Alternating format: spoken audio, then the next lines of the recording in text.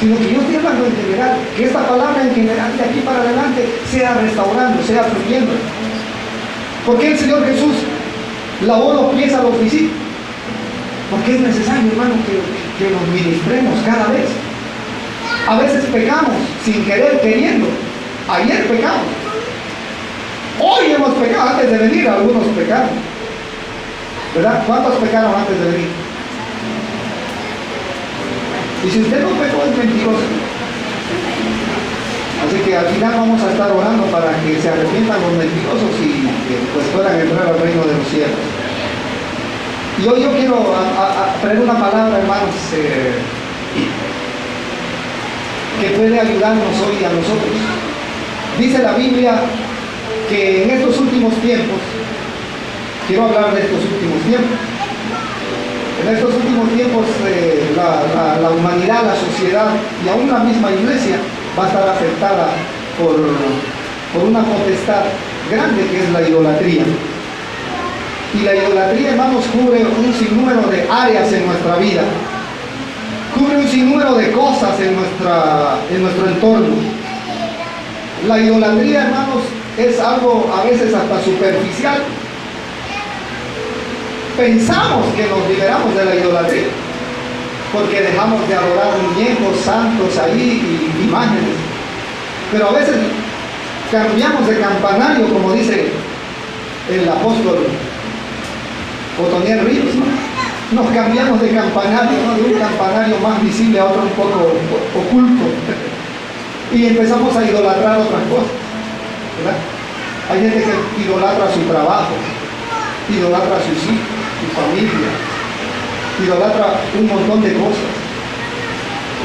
Hasta el ser mismo puede ser idolatrable. ¿Por qué a veces nosotros gastamos tanto en el chaperío, las mujeres, los varones, en vestirse, en la moda, en verse bien? Eso es parte de la idolatría. ¿Sabía usted? Y Dios quiere librarnos. Este es un mal de los últimos tiempos. Entonces, vaya conmigo al capítulo 20 del libro de los Hechos.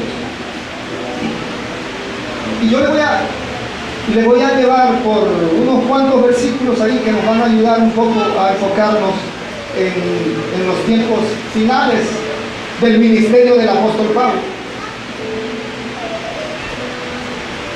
Si ya usted tiene el capítulo 20, vaya conmigo al versículo 1. Dice: después que cesó el alboroto, llamó Pablo a los discípulos y, habiéndolos exhortado y abrazado, se despidió y salió para ir a Macedonia.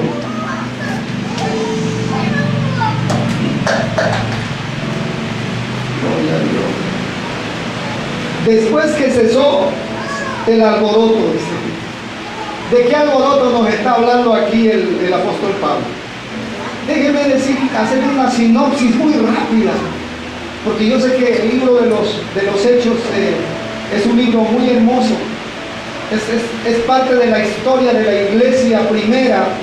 No me gusta decir la iglesia primitiva porque suena como que los primeros hermanitos andan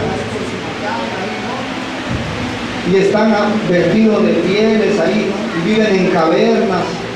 Cuando a mí me enseñaron la iglesia primitiva, yo me imaginé, hermanos, a un Pablo, a un apóstol, Pedro ahí, vestidos ahí como los cavernarios, porque decía primitiva. Entonces, no me gusta usar mucho la palabra primitiva. Yo sé que muchos, por un énfasis teológico, lo usan, pero prefiero usar la primera iglesia. Y la primera iglesia es un reflejo de Dios, de los últimos tiempos. Digo un reflejo de Dios porque esa misma iglesia, bajo ese mover, bajo ese modelo, va a ser la que Dios viene a levantar.